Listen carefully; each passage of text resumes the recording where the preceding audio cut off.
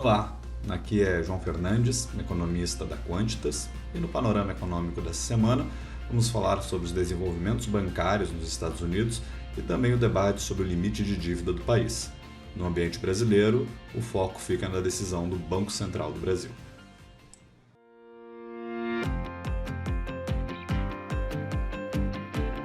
No âmbito global, a semana passada foi muito marcada por receios nos mercados em relação aos bancos americanos e também ao limite de dívida do país.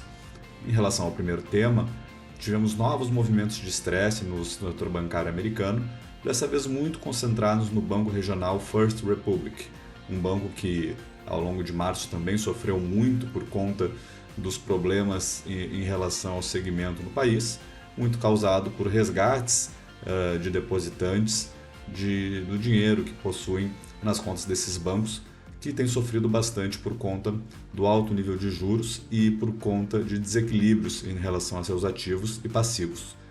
No caso dessa semana, o First Republic sofreu muito por conta de receios de que a fuga de capital por que ele está passando não seja coberta por algum auxílio ou salvamento das autoridades regulatórias, como o Tesouro ou o Fed.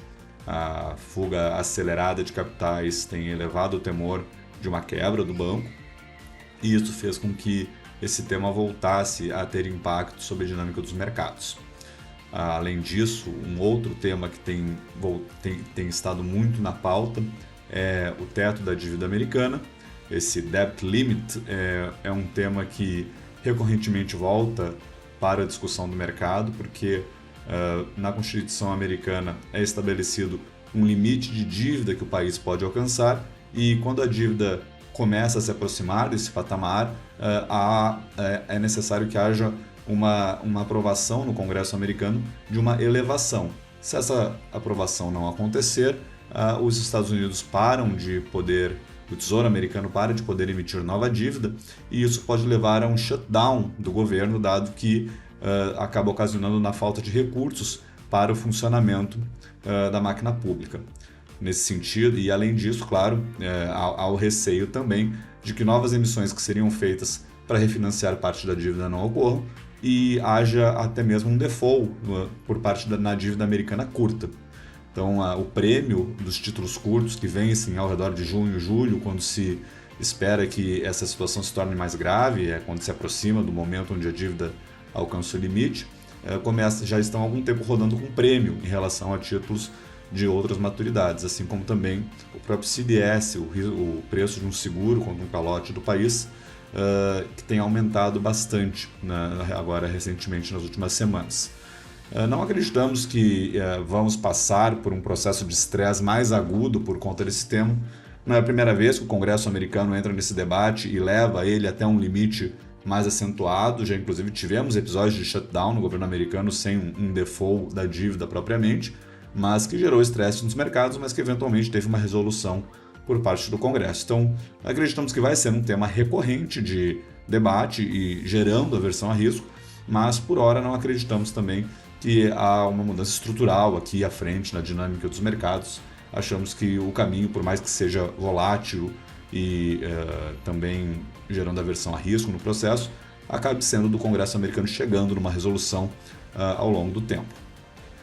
Aqui no Brasil, o foco continua muito sobre a política monetária. Teremos decisão do Copom agora nessa semana que se aproxima. Ainda temos a visão de que o Copom deve manter a Selic estável em 13,75, mas vale frisar que revisamos nosso cenário para a Selic ao final do ano para baixo. Revisamos o nosso início de corte da Selic para novembro, na penúltima reunião desse ano, e antecipamos que ela terminará 2023 em 12,75%, um ponto percentual abaixo do patamar atual. Mas acreditamos que isso é uma decisão ainda para o final do ano, não vemos como iminente esse processo de corte, porque por mais que tenhamos surpresas benignas ocorrendo no âmbito da inflação corrente, de fato até mesmo as últimas leituras de IPCA e IPCA 15 trouxeram surpresas benignas em termos de nível de inflação corrente, as expectativas futuras de inflação ainda estão rodando um patamar muito alto, impulsionadas por todas as incertezas no âmbito fiscal.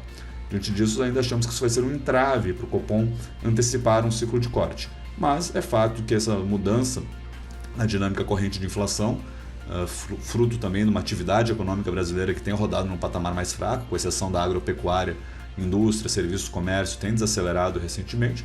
Isso contribui para uma inflação menor, mas ao mesmo tempo nós acreditamos ser insuficiente para antecipar muito o corte dadas as expectativas. Então, revisamos a nossa Selic, mas ainda antecipamos que o corte só ocorrerá em novembro, mais perto do final de 2023. Essas são as principais informações para você começar a sua semana bem informado.